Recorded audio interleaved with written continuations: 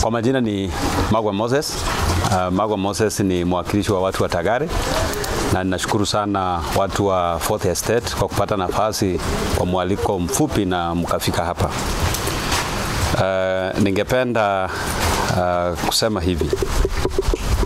Kwa muda mrefu sasa tu, almost a month, nafikiri nimekuwa nikiongea maneno ya Mahiri must go for very long time, na nimekuwa nikipeana sababu kwa nini ninasema Mahiri must go. Of recent, jana juzi, actually to be specific on Monday,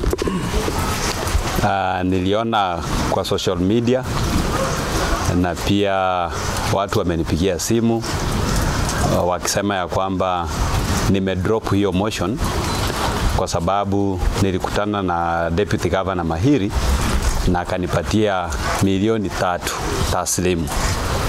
Nataka kuiweka wazi ya kwamba tangu nianze kuongea maneno ya Mahiri must go, hatujawahi kukutana na Mahiri kwa mkutano kati yangu na yeye tukiwa wawili wala tukiwa na watu wengine. Tangu niseme Mahiri must go, the only time tushaikuwa naye kwa mkutano ni siku tulikutana Masaba wakati governor alikuwa amekuja huko kwa program ya empowerment. That was my first time tulionana macho kwa macho na Mahiri must go.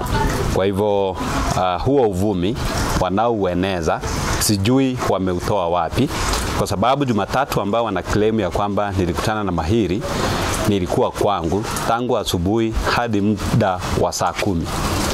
Mida ya saa 10, saa 9:30 saa 10 ndio nilitoka nyumbani. Nikakuja mpaka huku Migori, nikaingia kwa ofisi ya Kera.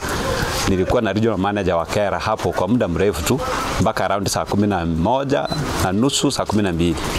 Kwa hivyo wanaosema nilikutana na Mahiri wanasema tulikutana na Kisumu ndiye akanipea hiyo pesa. Kwa hivyo nataka kuiweka wazi ya kwamba si kwenda Kisumu. Hayo ni maneno ambayo yanaweza thibitishwa hata kupitia simu zetu, kwa sababu tajulikana kutumia kwa simu siku ya Jumatatu nilikuwa wapi. Kwa hivyo hiyo nafikiri tumeclear hiyo issue ya kwamba sikuwa na sikwenda Kisumu na sijakutana na Mahiri.